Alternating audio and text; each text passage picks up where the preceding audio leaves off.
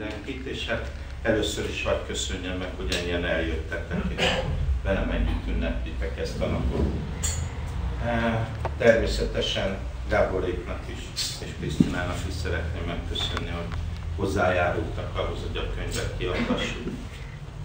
És hát természetesen a páromnak is, aki nem kis türelmet tanúsított, amikor ezek a történések lezajlottak.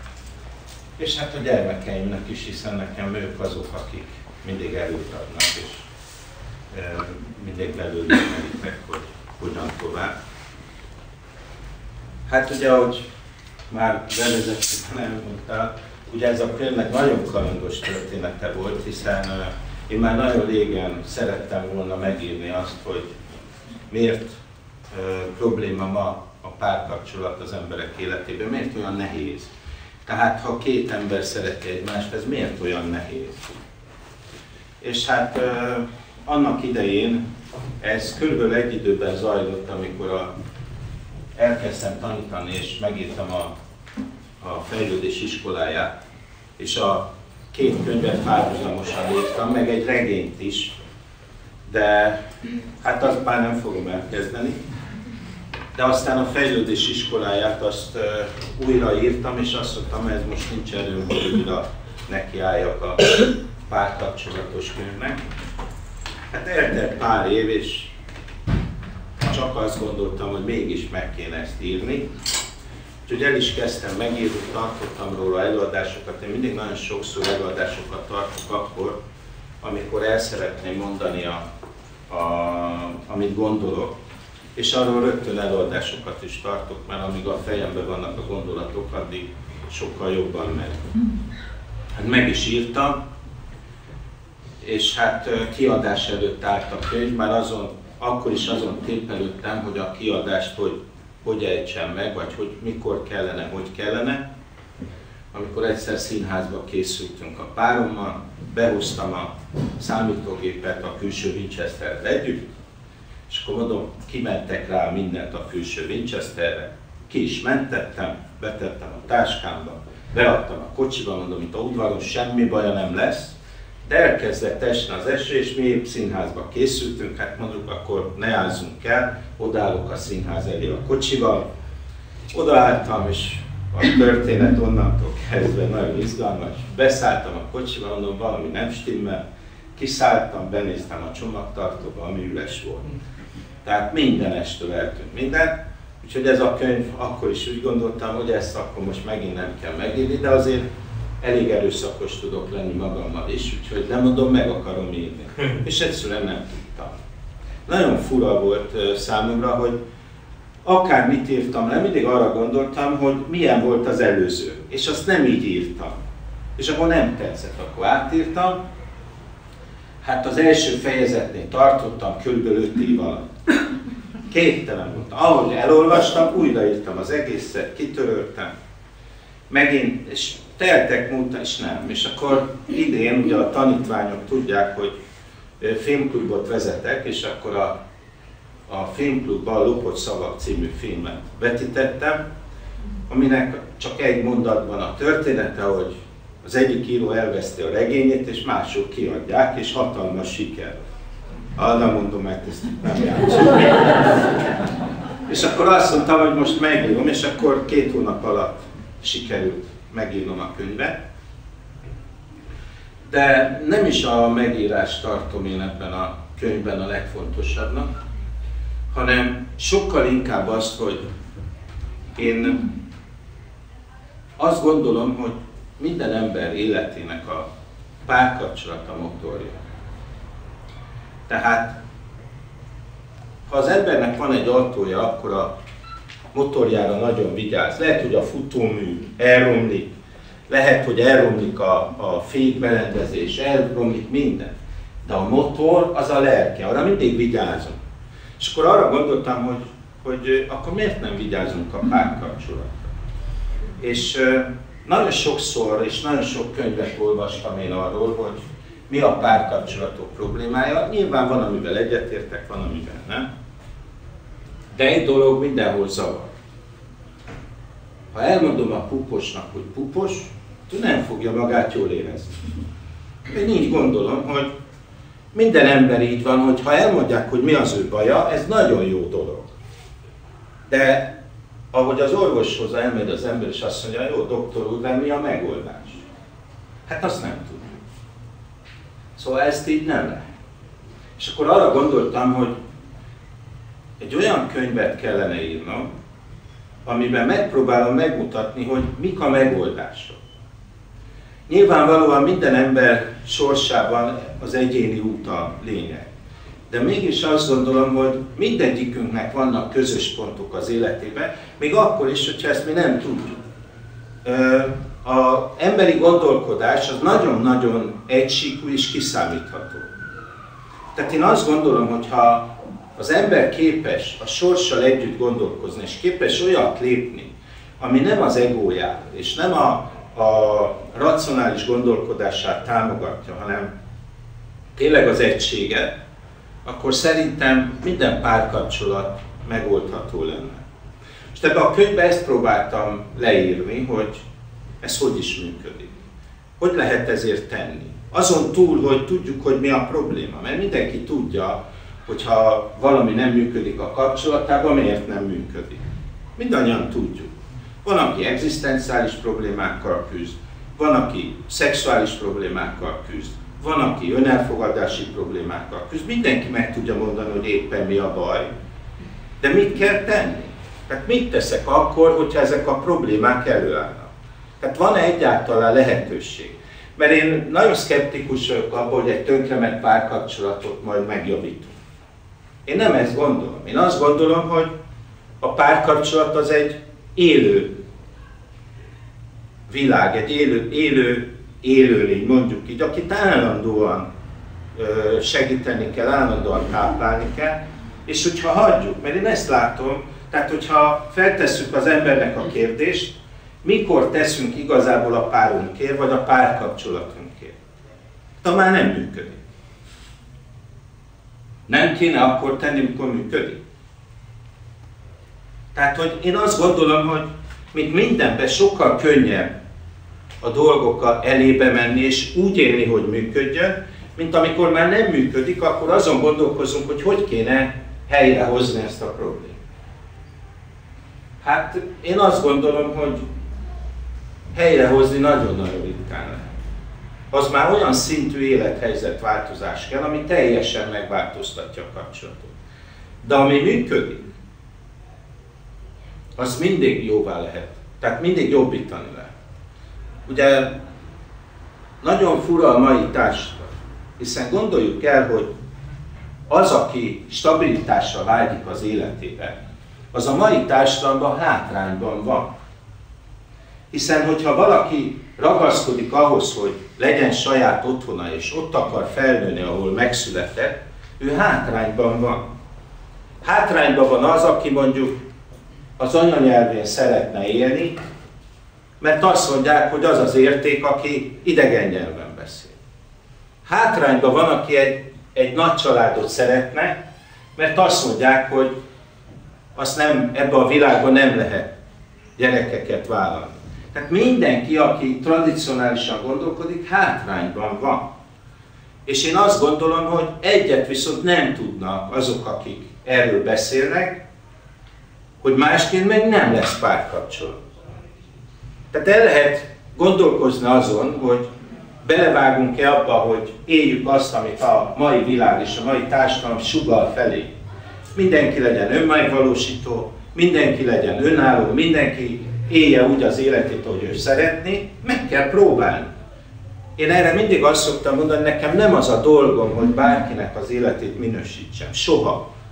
Nekem az a dolgom, hogy egy ember megtudja, hogy hogy lehet boldog. De én még ilyet nem láttam, aki úgy lesz boldog egy párkapcsolatban, hogy nincs. Márpedig a tendencia efelé megy. Tehát a tendencia nem az, hogy stabil párkapcsolatokban élünk. És hogyha végigvizsgáljuk ezeket a folyamatokat, észre fogjuk venni, hogy ez egyszerűen rajtunk múlik. Tehát nem máson. Csak nem tudunk gondolkozni, mert amit tanítanak nekünk, azzal mi nem vagyunk tisztában. Tehát ahhoz, hogy az ember képes legyen döntéseket hozni, amely döntések megmutatnák azt, hogy neki milyen élete van, azt tudnia kellene, hogy ezáltal hova jut. Tehát ha én választok egy utat, döntök valamibe, tudom-e, hogy mi lesz a vége? Én azt gondolom, hogy ennek egyetlen egy analógia felel meg, ez pedig a tradicionális elvek. Mert az kiszámítható, az összes többi nem. És ugye innentől kezdve kérdéses egy párkapcsolatban mindig, és akármilyen párkapcsolat lehet. Tehát én a könyvben szándékosan nem ragadtam le, hogy most házasság, vagy ilyen párkapcsolat, vagy olyan. Bármilyen párkapcsolat. Tehát ugyanazokkal a problémákkal küzdenek a szinglik, ugyanazokkal a problémákkal küzdenek házasságba, ugyanolyan problémával küzdenek az egynemű kapcsolatokban, nem változik semmi, és ugyanazok a megoldások. Tehát nem arról van szó, hogy egy új dolgot kell feleleveníteni, hanem meg kell találni minden kapcsolatnak az útját, hogy hova fog vezetni. És ugye ez a könyv ebben próbál valami útmutatót adni. Próbálok irányt mutatni, hogy miért történt. Ugye a fejezetekben benne van az is, hogy én mit szeretnék ott elmondani. Tehát, hogy nem csak a párkapcsolat, amit látunk hirtelen kívülről, az a fontos, hanem ugyanúgy leírom, hogy a testvéri kapcsolatokkal mit hozunk létre a saját életünkben. Mit hozunk létre az anya minta, az apa minta megválasztásánál. Milyen elveket fogunk létrehozni. Tehát én azzal találkozom mindig, hogyha valami nem olyan, amilyennek én gondolom, nem olyan az anyám, nem olyan az apám, nem olyan a testvérem, nem olyan a párom, nem olyan a gyermekem, akkor az nem jó. De miért nem? Tehát hol van az emberekből az, hogy ha én választottam magamnak egy társat, azért választottam, mert ő illik hozzá. Ugye számtalanszor eljönnek hozzám párkapcsolat, ki illik hozzám? Hát mondom, ez a legegyszerűbb kérdés, aki van. Ugye, mert az asztrológiában még mindig ott van az a tévhit, hogy a nyilashoz az oroszlán az nagyon illik, de a skorpió az nagyon nem. Tehát kérem, ez mese. Ez abban az időben volt, néhány száz évvel ezelőtt, amikor az emberek stabil élethelyzetben éltek. És nem arról szólt, hogy milyen egy párkapcsolat, mert egyszer létrejött, azt még 8. Henriknek sem nagyon sikerült megszabadulni. Hát a többieknek sem. De a mai ember, ha valami nem működik, azonnal lecseréli a párját. És ugye itt a kérdés mindig az, hogy nyilván én nem azt mondom, hogy ha valami nem működik, akkor maradjál benne és legyél boldogtalan. Én erről nem beszélek. De attól, hogy valamit lecserélsz, még nem leszel boldogabb. Tehát azt kell megtalálni, és a kapcsolatunkban mindig. Gondoljuk át, hogy hányszor találkozunk azzal, hogy eljön hozzám, vagy beszélgettek egy emberrel, párkapcsolatról beszélnek. Hát bocsánat a kifejezésért, de ma tücsköt bogarat párkapcsolatnak hívnak. Minden. Megismerkedtem múlt héten valakivel, ő az én párom. Na de mitől? Hogy beszélgetnek? Együtt élek valakivel, ő a párom. Hát mondom, biztos kollégistán. De mitől lesz ő a párom? Ugye szerelmes vagyok valakivel, ő a párom. De nem a párom. A párom az, akivel mindenemet megosztom, akivel egységben tudok élni. És a mai ember nem így gondolkozik. A mai ember úgy gondolkozik, hogy van az én életem, van a te életed, ezt majd valahogy összerakjuk és boldogan élünk. De hát a párkapcsolat az az egység. Ebben nincs egység. Ezért van az, hogy amikor két önálló ember, idézőjelben önálló ember együtt él, és mindenki önmegvalósító lesz, az biztos kudarc a vége. Egyszerűen azért, mert előbb-utóbb keresztezni fogják egymás után. Csak időkérdése, hogy mikor ismerjük fel, hogy az én célomat a másik ember nem tudja támogatni, sőt akadályoz. És mindegy, hogy kiről beszélünk. Mindegy, hogy milyen helyzetről beszélünk. Csak idő kérdése. Az egyetlen út meggyőződésem, ha párkapcsolatról beszélünk. Mert sokféle kapcsolatról lehet beszélni, de a párkapcsolat csak az egység lehet. Aztán minden lehet. Ugye, ha valaki együtt él évekig a párjával, ő nem tudja, hogy a szeretőjével él együtt. Ő azt hiszi, hogy a párjával. De mitől? Hát gondoljuk meg, a fiatalok 3-4-5 éveket élnek együtt, aztán szétmennek. És akkor mi volt ebben a párkapcsolat? Az egész könyvet próbáltam abban a gondolatmenetben végigírni, hogy közelítsünk rá az embernek a saját sorsára. Tehát, hogy ne csak abban gondolkozzunk, hogy általánosságban mi az igaz, hanem a saját életünkben. Ugye én ezekben a könyvekben, vagy általában a könyveimben nagyon-nagyon sok példát próbálok felhozni. Mert példákon keresztül. Tehát, hogy mit tudom én, van egy-két ismerős, aki már olvasta, és ők azt mondják, hogy biztos őróla írtam. Mondom, nem. Nem, csak nehogy azt hitt, hogy annyira különlegesen döntöd az életedet, hogy ne lehetne ráismerni. És mindenki rá fog ismerni. Mindenki fel fogja ismerni, hogy én ilyen vagyok. De nem azért, mert ő olyan, hanem olyan döntéseket hoz. És nyilvánvalóan hihetnénk azt, és ezt sokan régen ezt hitték, hogy determinál. Még ma is nagyon sokan úgy gondolják, hogy egy kapcsolatban determináció van. Hogy karma van, és majd letelik a karma. Ugye együtt vagyok egy emberrel 20 évig, ledolgoztuk a karmánkat, hello. Na de bocsánatot kérek. Hát hol van az megírva, hogy valaki időlegesen kap feladatot? Nem, a feladat mindig végleges. Az, hogy én nem tudom megoldani a párommal, ezért, azért vagy amazért, abban lehet gondolkodni. De az, hogy a párom az az enyém, és a párom nem tud más tenni. Ugye a fő gondolat, amit minden tanítványom tud, ugye én minden esetben azt mondom, hogy úgy kell gondolkoznunk, hogy valami vagy jó, vagy értelme van. Hát a párom is. Most próbáljuk meg így gondolkozni, és próbáljuk meg így gondolni a párunkra. De ne csak a párunkra, gondoljunk így a szüleinkre. Gondoljunk így a gyermekeinkre. Bárki is legyen az. A sors nem állít mellénk senkit véletlenül. Annak oka van. És ha oka van, akkor az értelme van. Én nagyon sokszor elmondom, és nem győzöm hangsúlyozni a tanításaimban is, hogy az én alapvető problémám a mai társadalommal a hit nélküliség.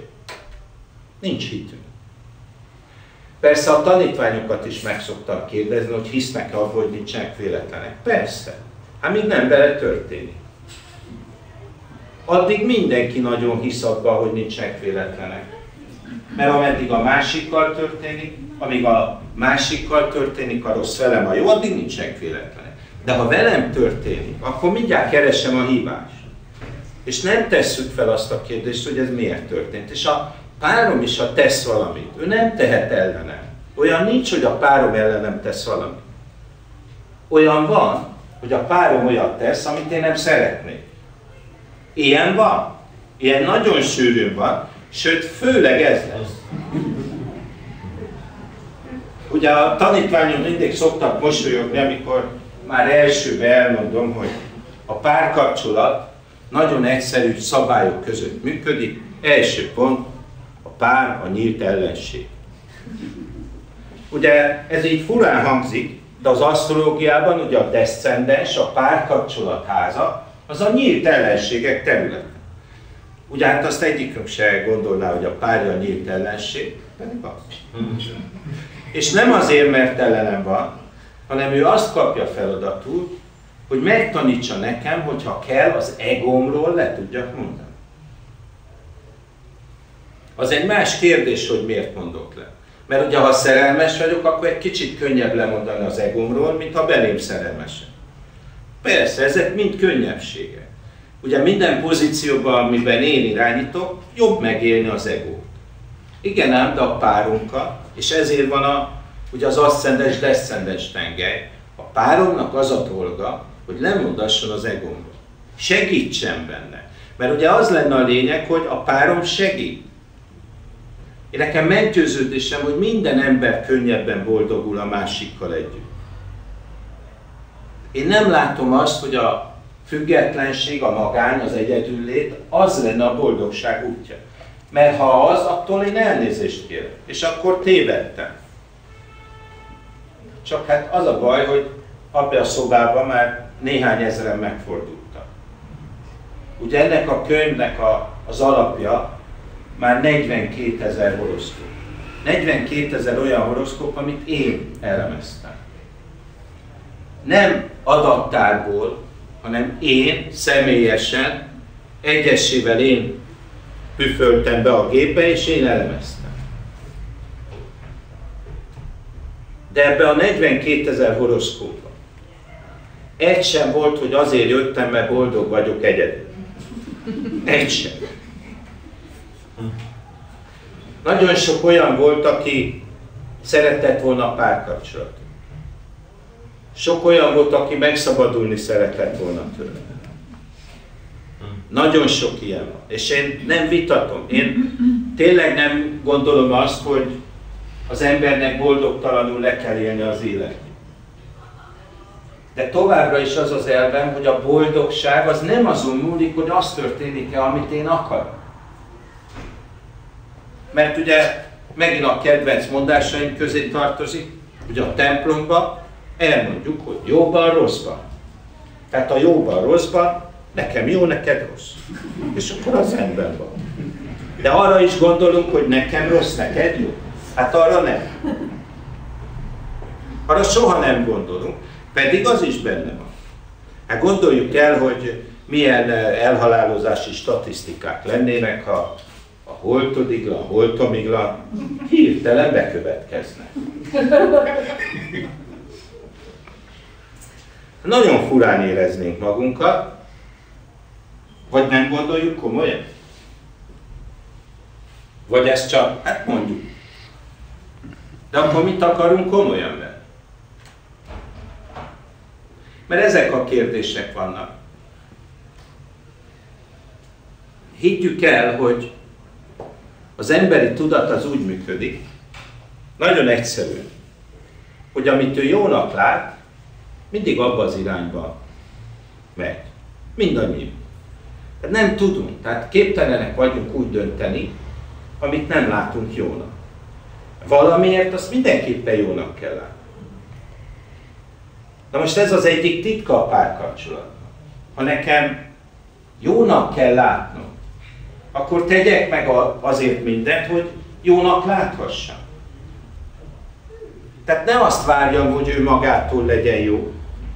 Tegyek meg mindent, hogy jónak láthassam. Minden ember tudja, hogy mi a párjának a fontos az életben. Én biztos vagyok benne. Hát adjuk meg neki. Mindenki tudja. Miért nem azt tesszük? Miért arra akarunk mindig figyelni, hogy nekem mi a jó? És ez a probléma, amikor már konfliktus van, akkor sokkal nehezebb úgy cselekedni, hogy a páromnak mi legyen a jó. Minden harmadik ember azt, én mindent megtettem. Hát mondom, a felét sem. Nem, ez nem így van. Tehát, hogy a párkapcsolatokban arra kellene figyelni, hogy amikor a másik tesz valamit. A könyvben nagyon sokat írok arról, hogy a másik tesz valamit, de nem azért, hogy velem kiszúrjon, hanem azért, mert ő azt látja jónak. És ha ez nekem nem jó, akkor én erre válaszolok. De hogyan? Ugye van a kedvenc történetem, a asztrológus tanítványok, főleg akik már több éve járnak, ők már ismerik. Ez a csavarkulcsos kollégámnak az esete, aki kitalálta Németországban, hogy a párjának karácsonyra vesz egy racsnis csavarkulcsot. Én kérdeztem tőle, hogy biztos, hogy ez egy igazi jó karácsony? Biztos, biztos. Párom imád szerel, lelkendezni fog. Hát mondom, jó. Ő hazavitte, odaadta a párjának karácsonyra. Januárban újra dolgoztunk, kint voltunk Németország. Na mondom, mi van? Ne is mondd. A srác január elején született. Most volt a születésnapom. Na és 2 részes bikinit kaptam ajándékba. Mondom, ezek szerint ez a kulcs mégsem jött be annyira. Na de megint, ha fölteszem a kérdést, a fiú tényleg azt hitte, hogy a lánynak racsnis kulcsot kell venni. De a lány már nem azért vette. Tehát teszek valamit, amit a másik negatívnak értékel, és én azt gondolom, hogy erre nekem negatív választ kell adni. De miért? Miért nem fogadható el azt, hogy az ember más lát jónak, amit én? És számtalan ilyen van. Hát hány olyan veszekedés van, hogy megsértődsz valamiért, és csak azért is bántod a másik. De te nem tudod, hogy ő miért tette. Mert ha nem jó, akkor érted. És ezt kellene az emberek tudatába beépíteni. Én azt gondolom, hogy ha elolvassátok, és tényleg végig gondoljátok, én mindig azt szoktam mondani, hogy keresd meg magad. Tehát, hogy mit tudom, én leírtam a mintákat, hogy választják ki az emberek, mi várható a mintaválasztás során. Ki vagy te? Melyik minta? És akkor rögtön láthatod, hogy a sorsodból miért az jön, ami. Vagy a testvéreddel való kapcsolat. Nézd meg! Vagy nézd meg a szülőkkel való kapcsolatot. És utána nézd meg, hogy a gyereked felé hogy mozdul el. Én azt gondolom, hogy a tapasztalat, amit néhány évtized alatt gyűjtöttem, soha nem arról szólt az én gondolkodásomban, hogy az emberek miért így lesznek boldogok. Hanem az a probléma, hogy mindig azt látom, hogy a boldogtalanság felé mennek. Megvárják, míg tönkre megy a párkapcsolat. Tehát egyszerűen, ha megkérdezek valakit, aki benne él egy jó párkapcsolatban, nevezzük így, jó olyan, amilyennek én akarok, mit tesz azért, hogy ez jó is maradjon? Semmi. Mit csinál? Vár. Ugye? Vár. Mire? Hát, hogy rossz legyen. Hát, ez ilyen egyszerű. Hát nyilvánvalóan gondoljuk végig, hogy évtizedeket élhetünk le egy ember mellett. Az, hogy változni fog, ő is, én is, ez biztos. Tehát meg tudom én élni azt az embert benne, akit 20 évvel előtte megismertem. Nem. És akit 10 évvel ezelőtt volt, az sem. Nem ugyanazok vagyunk. És azzal, hogy nem ugyanazok vagyunk, egészen más szerepekbe kerül. Nagyon nehéz a párkapcsolatokban olyan élethelyzetet kialakítani, ami tudatosan előre visz. De én azt gondolom, ez csak rajtunk múlik. Én tényleg azt hiszem, hogyha az ember odáig eljut, hogy a másik érte van, és nem ellene. És amit a másik tesz, azt nem azért teszi, hogy én szenvedjek, vagy nekem rossz legyen, hanem egyszerűen azért, mert ő ezt látja jónak. És ez lehet, hogy én nem tartom annak. Oly sok minden történik, amit nem látunk jónak, és mégis meg kell élnünk. Én az egység híve vagyok a párkapcsolatban, ami egység az nem két egymással élő embernek a kapcsolata, hanem hogy egymással építjük az életünket. Én ezt valahogy úgy szoktam mondani, hogy próbáljuk meg függővé tenni a boldogságunkat a másiktól. Milyen egyszerű? Tehát, hogy amit én úgy gondolnék, hogy boldog lennék tőle, az függjön a másiktól. Adjam át neki a lehetőséget, hogy tegyen ő érte. és ezt meg tudom csinálni, már nem kell azt élnem, hogy nem jó. De átmerem el. Hiszen a legtöbb ember úgy jön ide, hogy tudnám kizárni a párat, kizárni a vállalkozásból, kizárni az ingatlan ügyleteimből. Hogy tudnám kizárni? Nem az, hogy tudnám együtt megélni, és ráhagyatkozni és rátámaszkodni. Hát erről fog szólni a könyv, és hát remélem, hogy megosztjátok velem a véleményeteket. Én remélem, hogy sikerül az embernek eljutnia, hogy megértse önmagát és a párkapcsolatot. Mert higgyétek el, senki nem tud más lenni a párkapcsolatban, mint amilyen adottsága van. Az a szomorú, hogy nem tudunk mások lenni. Tehát én sem tudok más lenni. Én sem tudok máshogy viselkedni. Én sem tudok mást adni, mint ami én vagyok. De akkor ne várjam el, hogy a másik más. Nem lesz olyan. Hát ebben bízom, és ebben bízva adnám át nektek a könyvet, és hát remélem, hogy okulásunkra szolgál. Én tőletek tanulok. Tehát én mindig el szoktam mondani, hogy bármilyen furcsa, én az az asztrológus vagyok, aki bevallja, én még soha senkinek nem tudtam segíteni. Viszont rengeteget tanultam belőle. És nem azért nem tudtam segíteni, mert nem akartam, hanem mert ha nem azt mondtam, amit ők hallani akarnak, úgyse fogadták el. Úgyhogy most legalább nem tudnak tiltakozni, le van írva, nem kötelező elfogadni, de ha megfogadjátok, reményeim szerint sokkal sikeresebbek lesznek a kapcsolatok. Hát köszönöm, hogy meghallgattatok. Van-e esetleg kérdésetek a könyvvel kapcsolatban? Bármilyen, minden témát érint a párkapcsolat, vagy ha nem, akkor majd én, de elvileg bármilyen kérdést a párkapcsolat tükrében fel lehet tenni, ami érdekel benneteket. Igen? Volt itt egy pici ellentmondásnak tűnő dolog, hogy egyfelől azt mondtad, hogy nem tudunk változni, illetve mindannyian, bocsánat, hogy változunk, tehát nem ugyanazok vagyunk, másfelől, hogy azt mondtad, hogy vagyok, aki vagyok, tehát, hogy én azt tudom adni, ami én vagyok, mint az nem is se változnak. Itt a két analógia között az a különbség, hogy a párom változik mindig, nem én. Én mindig ugyanolyan szép vagyok, ugyanolyan okos, ugyanolyan bátor. De a párom megöregszik.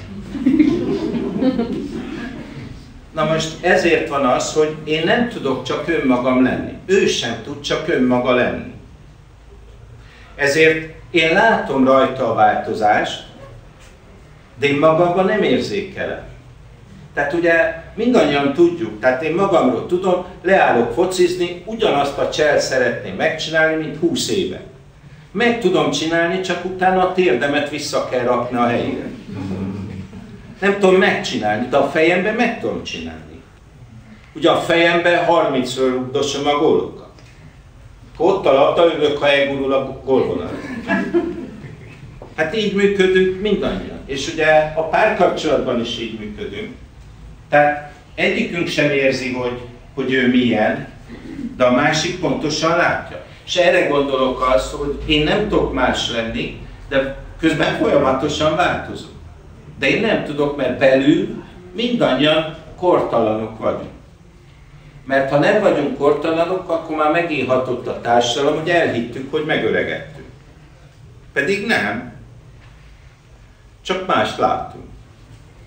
Ez olyan, mint a szemüveg. Azt hiszi, hogy valaki szemüvegbe jobban lát, pedig csak más.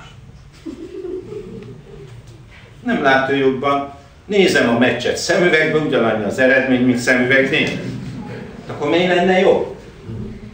Mi az, ami jobb tőle? Hát a párkapcsolatban is így van. A párom az ugyanolyan. Ő adja önmagát, én is adom önmagamat, ezért mindannyian megyünk, amerre lát. Hát ez a probléma. És én ezt gondoltam akkor, amikor a kettő, hogy egyrészt változunk, a másrészt belül meg sem. Mert én csak önmagamnál.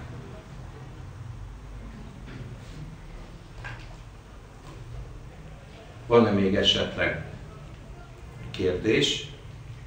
Nekem itt érdekes volt a felé, ahogy mondtad, hogy adjuk át a társunknak, a párunknak, hogy ő tegyen minket boldoggá. És ez érdekes, mert hogy korábban én meg mindig azt hallottam, hogy az milyen rossz, hogy én a másiktól várom el, hogy ő boldoggá tegyen, mint hogyha ez egy kötelessége lenne, vagy egy feladata. Azért kell átadni, mert ő tudja, hogy mi a jó nekem. Tehát, ha valaki azt csinálja, amit én akarok, ez bocsánat olyan, mint az ajándék. Ugye az asztrológia azért olyan nagyon furcsa, mert az asztrológia nem változott a többi istenhit óta. Mi ugyanúgy az asztrológiában Mars Istent tiszteljük, Hermészt, Zeuszt, bennük ez nem változott. Tehát amikor én ajándékot adok valakinek, akkor a benne lévő Istent látom. Hát ha kést adok neki, akkor Mars Istent látom benne. Ha virágot, akkor a Vénusz Istent látom benne. Na most, amikor én átadom a páromnak, akkor én tudom, hogy ő azt fogja tenni, amit ő bennem pozitívnak lát. És én erre gondolok. Nem várom én. Mert elvárni az ugyanaz, akkor nem kell nekem más, mint aki bólogat, azt csinálja, amit én mondok. Ő az alkalmazott. Ő neki az a dolga, hogy azt csinálja, amit én mondom. A páromnak nem az a dolga. A páromnak az a dolga, hogy azt adja nekem, ami nekem, a saját életemhez kell. És én erre gondolok. Persze tudom, hogy nagyon nehéz, hiszen amikor én tudom, hogy valami nekem fontos, akkor azt gondolom, ezt nekem kell. Ugye, mert nekem fontos. De nem, mert attól, hogy fontos valami, az csak az egóm. Egóm látja úgy. Ugye az egóm azt látja, hogy enélkül én nem élhetek. Mert ez a fontos. És a másiknak kéne ezt észrevenni, hogyha ez tényleg fontos, akkor ezt kapom tőle. Ezért lenne nagyon fontos. De hát továbbra is azt mondom, hogy elviekben mindannyian tudjuk, hogy mi a fontos a másiknak. Ne azt lássuk meg, hogy mi a fontos nekem, mi a fontos a másiknak. És ő sem tud másként. Tehát az emberi természet olyan, hogy ugyanúgy tud reagálni csak, amilyen akciót én indítottam. És ugye ez a probléma, amikor én feltételezek valamit, hogy a másik negatív dolgot tesz. Mert az, hogy én a másiknak mit teszek, vagy mit nem, az már a tudatomnak a játszmája. Az már nem más. Tehát amikor én minősítem, hogy a másik mit tett, meg hogy tett, az már az én játszmám. És ezért kell tudni, hogy ő értem. És akkor, és a boldogságunk is a másik kezébe van. Tehát, bocsánatot kérek, lehet, hogy tévedek. De én még nem láttam boldog magányos embert. Remetéket láttam. Remetéket. És ők állítólag boldogok. Hát akkor legyünk remeték. De én nem hiszem, hogy ez. Van-e még esetleg kérdés? Igen? Én csak arra gondolok, hogy szeretném egy picit növelni a önbizalmadat. Igen, mert azt mondtad, hogy te úgy érzed, hogy még senki nem tudtál segíteni. És én azt gondolom, hogy mi rengeteget tudtunk a te általad elmondottakból, példákból, beszédeidből beépíteni a mi életünkbe. Nem vittem a szekrényeteket. Úgyhogy én azt mondom, hogy van olyan, aki tudott de ez a ti érdemetek. Tehát nem az én segítségem, hanem ti az idő által felismertétek, hogy ezt így kell élni. Ez a ti érdemetek. Én azt mondom, hogy hogyha Matrix filmet hozom példának, hogy te voltál az, aki mutatta, hogy itt az ajtó, és hogyha ezen átmentek, akkor esetleg jó is lehet. De ha meg sem mutatják az ajtót, nehezebb. De te megmutattad az utat is. Hát köszönöm, hogy ezt gondolod, bár én nagyon büszke vagyok mindig arra, ha a tanítványaimnak sikerül valami. Mert én arra vagyok a legbüszkébb. Ugyanúgy, mint arra vagyok a legbüszkébb, ha a gyerekeimnek. Amit én csinálok, azt én egyszerűen annak tartom, hogy ezt érzem. És ugye a könyveimről is mindig ezt szoktam mondani, hogy én nem írok mást, mint amit gondolok. Nem tudok mást írni. Most, hogyha ez valakinek kell, akkor kell, ha nem, akkor nem kell. Tehát én ezért szoktam mondani, hogy nem tudok úgy írni, hogy ne az legyen benne, amit én az embereknek. Mert én tudom, hogy ettől többek lehetünk. Én biztos vagyok benne. Hát ha itt nincs több kérdés, akkor köszönöm nektek, hogy itt vagytok. És hát a Sóter készült egy kis vacsorával, meg kis meglepivel, úgyhogy kis büfével, úgyhogy fogyasszatok szeretettel. Ha valaki könyvet vesz és dedikációt szeretne, nagyon szívesen. Bár az lenne a kérésem, hogyha úgy nagyon sokan vannak, akik jönnek iskolába, majd azok inkább majd óra előtt vagy közben, szünetben jöjjenek, mert akkor több idő lesz, mert most hirtelen sorban mindenki, akkor éjfélig itt fogunk írogatni. És ugye én mindig el szoktam mondani a tanítványomnak, én egy dolgot nem szeretek, írni. Nagyon furcsa ez az egész. Tudom, hogy nekem először, akitől én tanultam, Klaustól, ugye Klaus Becknek hívták az én első tanáromat, és Klaus azt mondta, hogy te írni fogsz. Mondom, én? Tudnatok kell, hogy ez abban az időben történt, még nem volt számológép. Írógép volt, de hát azt sem nyertem a tetszésemet. Engem édesapám mindig, amikor rossz fát tettem a tűzre, úgyhogy naponta kétszer, mindig azzal büntetett, hogy írnom kellett. Tehát összetépte a füzeteimet, és az összes füzetet újra kellett írnom. Na most ennek megvolt az eredménye, 5 év asztrológiai tanulmányok, az elfért nálam egy kockás vékony füzet felében. Annyit írtam 5 év alatt, tehát egyszerűen nem írtam. És el sem tudtam képzelni, hogy én írni fogok valaha, amíg meg nem jelent a számítógép. És onnantól kezdve számítógépben már tudok írni. De kézzel mai napig problémám van, hogy ha sokat kell írnom, hogy írjam. Tehát jön egy ilyen belső hang, és akkor mindjárt leredukálom az írnivalót tőmondatokra és egy-két szóra.